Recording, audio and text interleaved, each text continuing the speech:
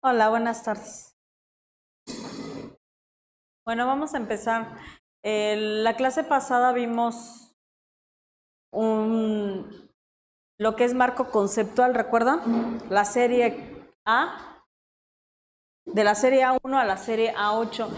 Me gustaría que me recordaran, por favor, y participaran sobre lo que vimos la clase pasada, levantando su mano y diciéndome, por favor, como brevemente un resumen de lo que vimos la clase pasada. ¿Quién quiere empezar? Vamos a iniciar desde el principio, marco conceptual, ¿les parece? ¿Quieren que yo les pregunte y ustedes me van contestando?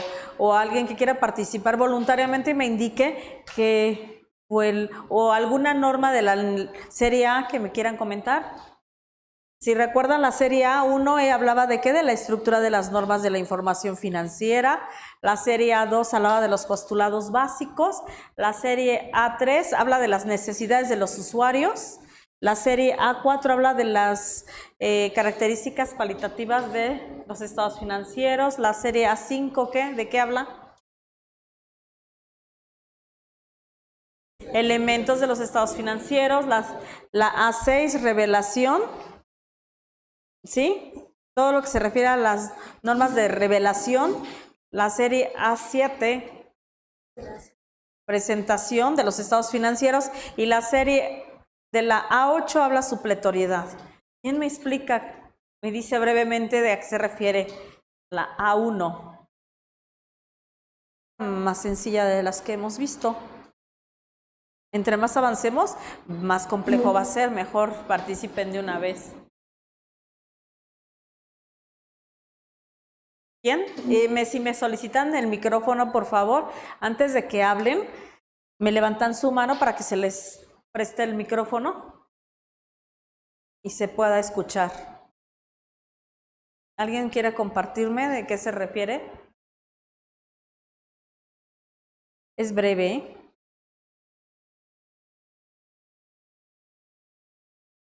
Alguien, a ver. Tú, Maribel.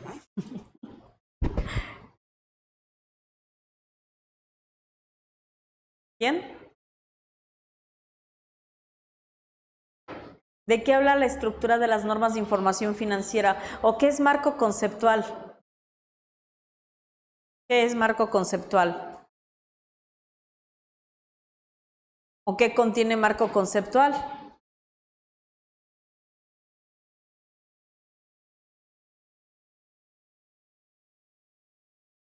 ¿Cuántas manos levantadas?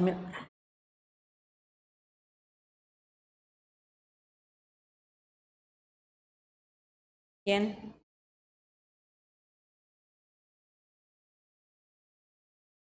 El micrófono, por favor. Un momentito. Es más, sabrán sus normas y vayan viendo brevemente, me puedan apoyar. Sí. Bueno, vimos en las sesiones anteriores acerca de la serie de las normas de información financiera A, marco conceptual, en donde viene todo lo relativo a la estructura de las normas. También hablábamos acerca de, bueno, nos compartió el link para consultar las normas internacionales de información financiera e ir viendo las normas, ¿cómo se puede decir? Similares a las internacionales. También se repasó brevemente lo que son los postulados básicos. Se habló acerca de las necesidades de los usuarios y objetivos de los estados financieros. ¿Qué se veían los apéndices de la serie A3? Las razones financieras. Muy bien. Porque sirven para tomar las decisiones. Y también hicimos un caso práctico acerca de eso, y algunas razones financieras no eran precisamente emanadas de las normas de información financiera, sino eran al 100% financieras. Características cualitativas, eso no me acuerdo muy bien, pero también vimos los elementos básicos de los estados financieros ya en su norma correspondiente. De lo que se compone cada estado financiero. Hicimos ejercicios acerca del estado de resultado integral, que puede ser presentado también en dos formas. como el resultado de resultados y el resultado de resultados integral. Que se presenta en dos formas, ¿no? El estado de resultados era uno estado de resultados y el otro era otros resultados integrales. Sigue siendo el mismo estado, sin embargo, puede ser presentado. Muy bien. Y el y ella se aventó todo, ¿eh? Vimos cambios en el capital y ya. De marco conceptual ya, ¿verdad? Sí, el marco conceptual, pues, sí, ya. Bueno, ¿quién me apoya con el B1, errores y omisiones de los estados financieros? Que veíamos lo que era prospectivo y retrospectivo, ¿recuerdan?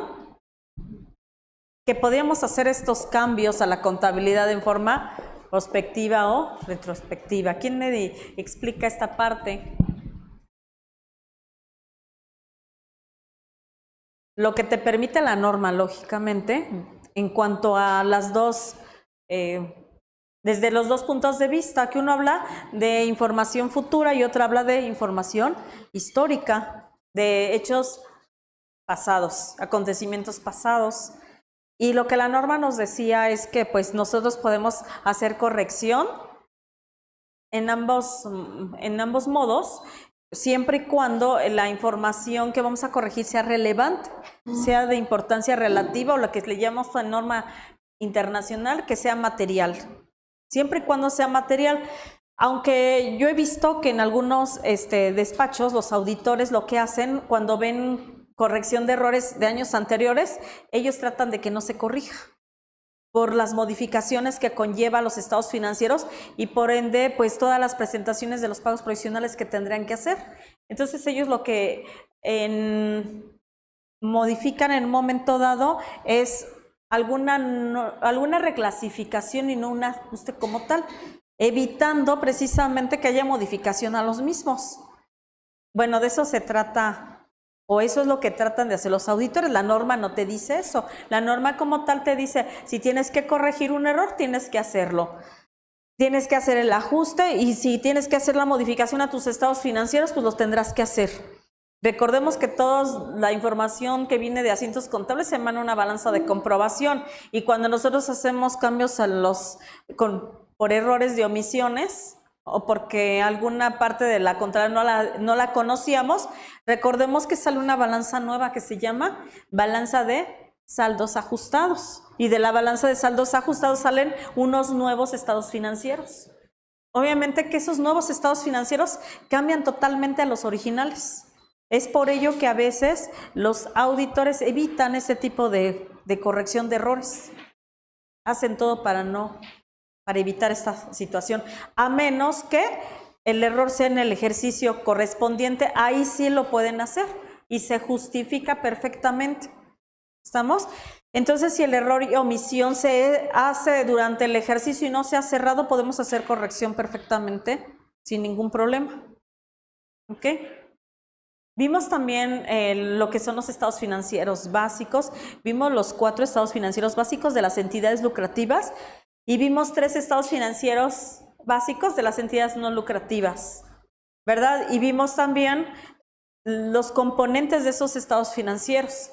Recordemos que vimos el balance general. ¿Quién me va diciendo la NIF que corresponde al balance general? ¿NIF qué? Sí. B6. El estado de resultados integral. B3. B3, el estado de flujo de efectivo. Muy bien, y el estado de cambios en el capital contable, el B4. Y si hablamos ya de la formalidad de la elaboración y presentación del estado financiero, nos lleva a ver que el balance general nos mencionaba que se podía dividir en 2 partes, activo circulante, no circulante, o bien activo a corto plazo y activo a largo plazo. Hay que ser congruentes. Si llamamos activos circulantes, pasivos circulantes, si llamamos activo a corto plazo, se tiene que nombrar pasivo a corto plazo. No podemos revolver, ¿sí? La norma te puede decir, bueno, puedes mencionarlo o puedes presentarlo de cualquiera de sus 2 formalidades, pero siempre y cuando distingas esta parte que estoy mencionando. También vimos las cuentas, cómo se iban acompañando por cada uno de los rubros. Esto tenía mucho que ver con el periodo de ya sea de pago o el periodo del derecho que nosotros teníamos. Si era un periodo menor a un año, se presentaba en el activo circulante o a corto plazo, y si era más de un año, sin importarnos que fuera por ejemplo, un pago anticipado, que si bien es cierto que la norma te dice los pagos anticipados van en el activo circulante, posiblemente que si es un pago anticipado que dure más o tenga un plazo mayor a un año, pues tú como contador utilizas tu criterio contable y dices, bueno, es que entonces es un activo no circulante. Tiene mucho que ver el periodo para que ustedes tomen ese criterio contable. Aún la norma diciéndote, la norma te da sugerencias. Entendamos que la normatividad solamente te encamina y te lleva hacia cómo puedas tú manejar en forma correcta la presentación y la revelación de tus estados financieros. Sin embargo, entra mucho la parte de nuestro criterio para poder acomodarlas. Lo que sí es muy importante es no confundir un activo pues con un pasivo, obviamente. El estado de resultados integral que vimos, también el formato, la presentación correcta de un estado de resultados integral, iniciando desde lo que son ingresos o ventas hasta llegar a la utilidad. Recordemos que ahí dentro de ese estado financiero va el RIF, que es el resultado integral de financiamiento, lo que antes se llamaba como costo integral de financiamiento, ¿sí? Y se adicionan los otros resultados integrales. ¿Qué otros resultados integrales dónde va colocado? Pues va en el estado de resultados, pero también va en el capital contable del balance general. ¿Vamos bien? Estamos haciendo como un recuento porque vamos a ver hoy una norma que es consolidación y nosotros debemos de considerar que debemos de conocer bien y perfectamente los estados financieros para poder consolidar. Ese tema es un poquito complicado, sin embargo es muy bonito, es muy padre ver las eliminaciones. Yo les traje casos en el sentido de que uno es para que ustedes revelen sus fundamenten y otro pues para que también lo puedan elaborar. Desde sus dos puntos de vista es interesante. ¿Por qué es interesante? Porque si consolidamos de acuerdo a lo que te dice la norma, pudiera ser que tú consolidabas de otra manera. Entonces lo que estamos haciendo aquí en este curso es perfeccionando un poco más lo que ustedes ya venían haciendo. Y si no lo han hecho, en este caso algunas entidades no consolidan todavía, pero es el momento de que tengan un pequeño caso práctico de cómo hacer la consolidación. Una vez que le agarras bien el hilo a la consolidación, cualquier persona que consolida se le hace muy sencillo, siempre y cuando se apega a la normatividad. ¿Estamos? Bueno, ¿qué vimos del estado de flujo de efectivo? Vimos el B2. Esta norma se relacionaba con ¿cuál otra NIF? Con la C1. Bien, entonces aquí veíamos que había dos tipos de estado de flujo de efectivo. ¿Método? Ajá, ¿cómo iniciaba el método indirecto? Ajá, empezábamos con la utilidad y de ahí las actividades. Muy bien, ¿y el método directo cómo inicia? Muy bien, con las actividades. Y entonces tenemos que llegar a la cuenta de efectivo y equivalentes de efectivo que corresponde a la NIF C1. ¿Sí vamos bien? Y luego vimos también el estado de cambios en el capital contable. Díganme, esta sí no les dije con cuál se relaciona, pero ustedes me lo van a decir ahorita. ¿Con cuál se relaciona? Hay una NIF que habla de capital contable. ¿Cuál es? C11. Entonces, este estado financiero tiene una relación estrecha con la NIF C11. ¿Sí? Quiere decir que no podemos dejar pasar por alto esta norma cuando estamos estructurando el estado de cambios en el capital contable. ¿Estamos de acuerdo? Esa relación es estrecha, no podemos inclusive revelar ni fundamentar ese estado financiero si no leemos la C11, que es capital contable. ¿Alguna duda hasta ahorita? ¿No? ¿Qué más vimos? ¿Nada más hasta ahí? Vimos caso práctico de cómo se estructuró y se elaboraban los estados financieros de acuerdo a la normatividad. Siendo un poco estrictos, a lo mejor ya no lo alcanzamos a fundamentar, que eso también es muy importante. Les voy a decir por qué hago este tipo de dinámicas constantemente.